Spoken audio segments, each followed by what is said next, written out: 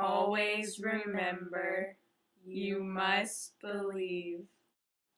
You must not question. Have faith. Blind. Follow. Submit. Don't think. Obey.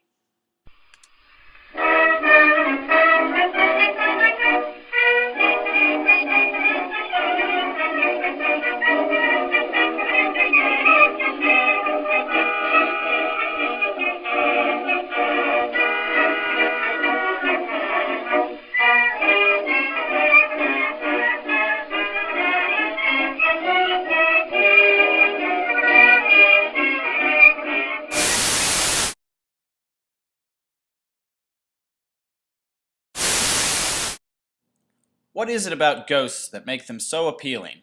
And why are we so quick to believe what we see? Could it be that we are actually experiencing a paranormal phenomenon beyond all explanation? Or could there be something else at play?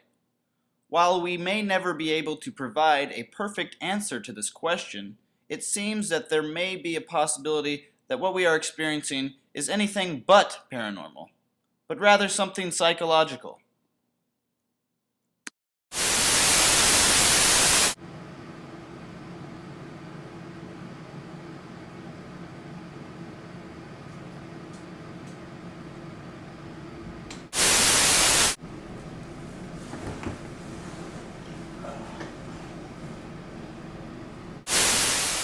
After showing the previous footage to a random group and assuring them that what we had captured was beyond all doubt real, we found that 7 of 10 people believed our testimony without hesitation or question.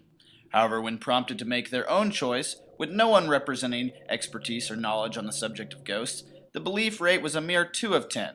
What made this difference? Was it simply chance? Or were they responding to us based on our presentation of the material with and without authority? We sought to answer this question, and as it turns out, there have already been numerous studies that deal with perceived authority, with social psychologist Stanley Milgram pioneering the way in the late 60s. Milgram said that we will obey certain individuals in situations where they represent authority. This occurs in everyday situations like a simple trip to the dentist. We allow a dentist to put drills into our mouths without fear that they will harm us because they represent authority in that setting, and we are willing to submit to their will.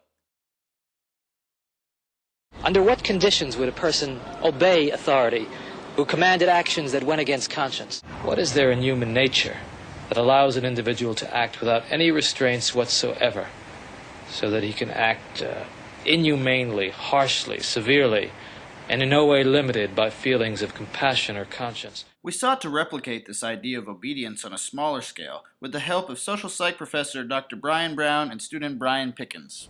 2 Confederates, or actors, who were in on the experiment were to participate in the action. A hidden cameraman, a person keeping time, and the experimenter remained hidden out of view from our subjects. While one actor approached a subject, he would quickly tell them to wait right here, thank them, then leave. After the subject left, the other actor would quickly debrief the subject on the experiment. If the subject waited for over 3 minutes, we would cut off the experiment and debrief them immediately. The actors had no credibility or authority, yet some subjects still obeyed their orders and stayed. Even a small hesitation means that they contemplated obliging. The actors would then switch positions and locations and would repeat the experiment. This time, however, the actor would approach with less confidence and in a less aggressive manner. While this actor's success rate was less than our other actors, he did have a few subjects stay for the maximum time limit.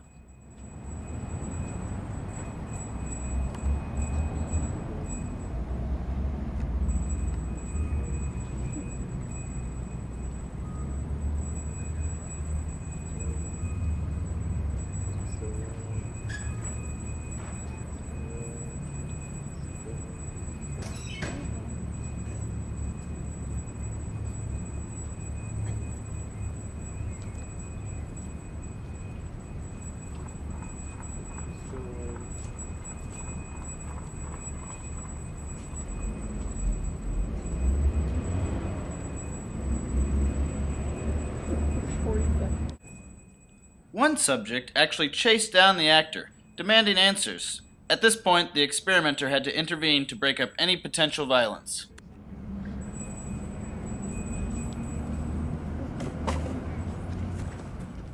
In the next step of our experiment, the actor would approach a subject and ask them if they would be a part of a quick experiment. He would then direct them to a spot and tell them to stand directly in a square on the ground, and quickly dismiss them with a thank you.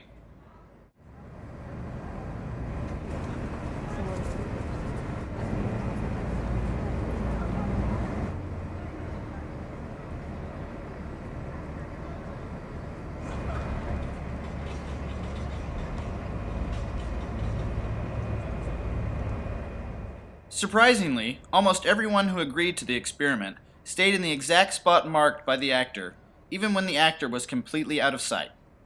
The total average time was a little over a minute.